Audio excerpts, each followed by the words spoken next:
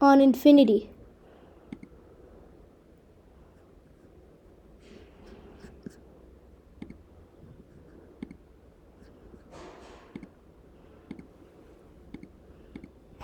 So, what do we know about this golden spiral? Well, what do you guys think on this? Many people think that infinity is a number. Now, but to be true with you, infinity is a concept. It's not a number. It's a concept.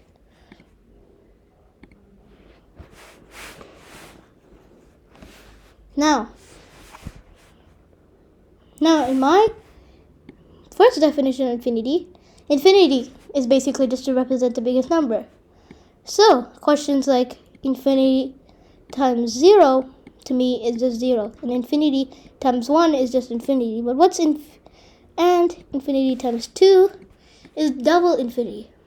But wait, I just said infinity is supposed to represent the biggest number ever, right? Well, when you multiply a number by 2, you must double it. You must add it to itself. But since it's the biggest number, if you add it to itself, you get another number. But it's bigger than that. So how is that possible? Well, let's rethink the definitions of infinity. The answer we will get is quite surprising. It's not infinity, which people think it is because they have no excuse. But it's infinity. It's a bigger infinity. And you'll be like, bruh. But a bigger infinity is a number which is an infinity which is bigger. Since there are an infinite number of big numbers, there must be an infinite number of infinities. There are infinite number of numbers. So there's never one true big number. And that big number contradicts with this. So there must be higher and lower infinities. What if we want to find the half of infinity? Well, you could write that as just a half of infinity, but in reality, it's just a smaller infinity. Because you take this smaller infinity, multiply by 2 to get this normal infinity. So now we have to find concepts of bigger and smaller infinities. Like, just imagine this. There's a number called centillion, which is 10 to the 300th, or a number with 300 zeros. Now, imagine if we take that centillion to the centillionth power.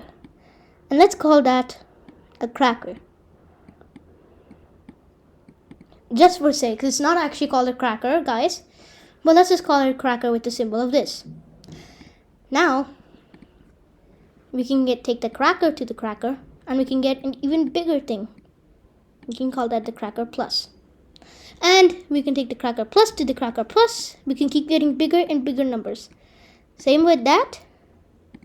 You can get bigger and bigger and bigger and bigger infinities.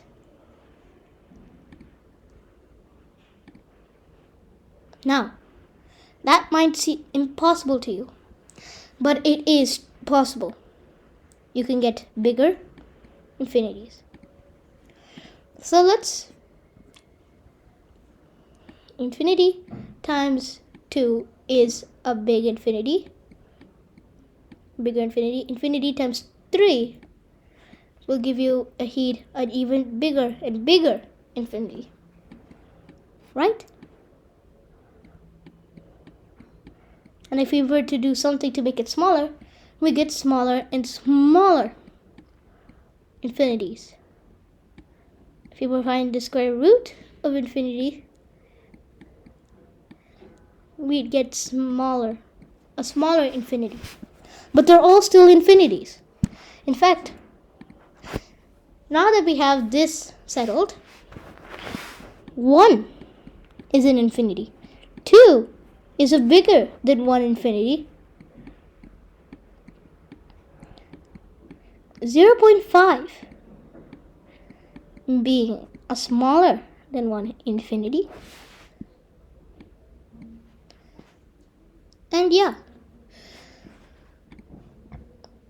there are bigger and smaller infinities for each infinity. And Since there are an infinite number of numbers, there are an infinite number of bigger and smaller infinities. Yes. So, what is that biggest infinity? That never exists, since infinity goes on forever. So that will never exist. If you find one, there will be another one after that. There will be another bigger one. You can add 1 and 1 and 1. You can multiply, you can add 1.5. You can get bigger and bigger numbers, bigger and bigger infinities. So now, we have a bunch of operations. What is infinity times 0? Now, infinity times 0. Since infinity is defined to be a number, any number times 0 was already defined to be 0. So it's 0. Infinity divided by 0 is still as much undefined. 0 divided by infinity is also 0. In fact, every law which is in place, every law which is in place, say infinity to the infinity times infinity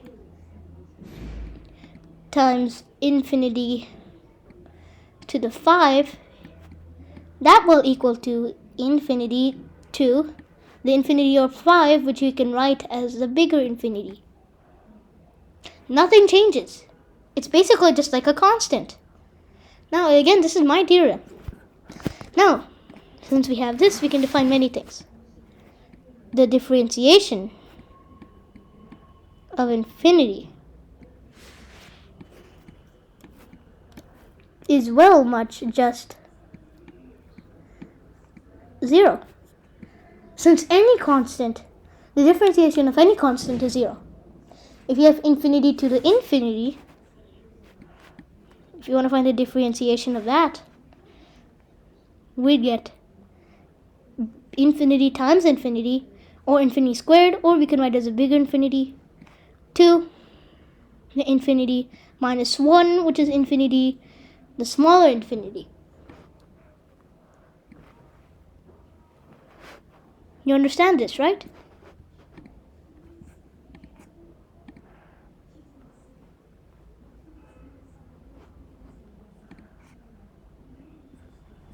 Now, with this,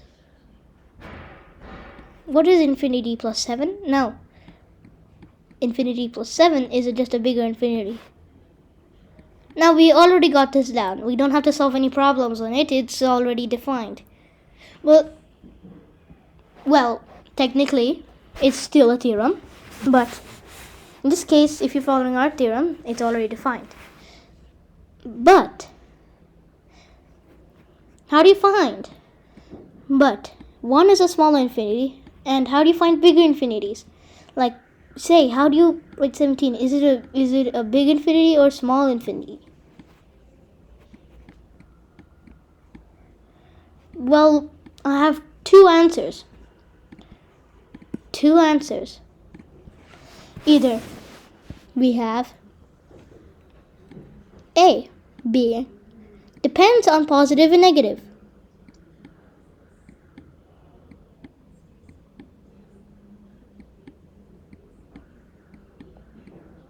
Well, depends on positive or negative. Or B,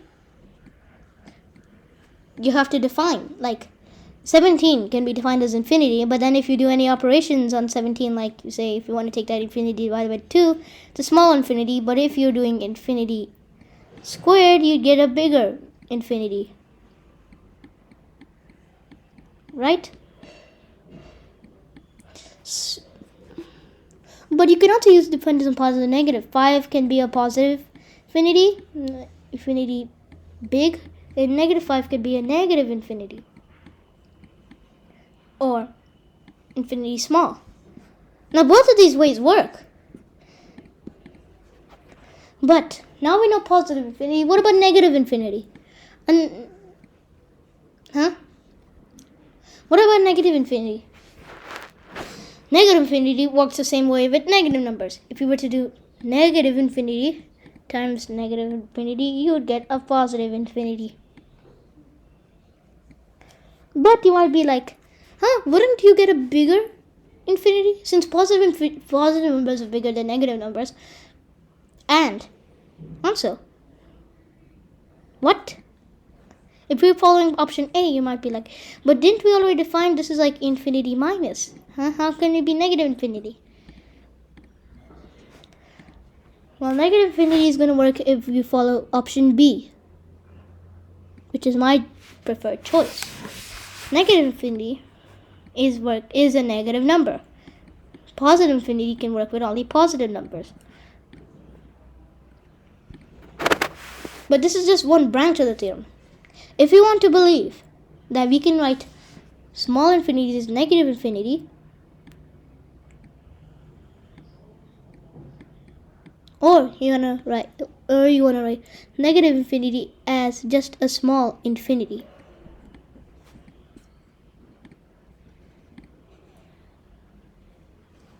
Okay? Now, no matter which way you choose, we know, or we can guess, that infinity is just a random constant. Now you got my point. But why keep infinity then? Why keep it if it's practically just any ordinary number? Well, we could choose to abolish it, or we could choose to keep its meaning. Change its meaning, because its meaning is not right. How does that make any sense? Its meaning. There is no biggest number. We should change its meaning. If you abolish it though, limits would become a hassle. Limits is basically infinity. It's basically the second study of infinity. If you want to find the end behavior, we should just change. Because in this one, the end behavior, or very big number, can still be kept. How? Because the biggest number is also a type of infinity. But if you just want any... So we can still just change the meaning instead of abolishing it. It's not good abolishing it, but the meaning I have might change infinity forever. But it will keep it nice and stealthy and not confuse anyone on questions like 0 times infinity, which is practically just 0. 0 times negative infinity, which is also still 0. And many other things.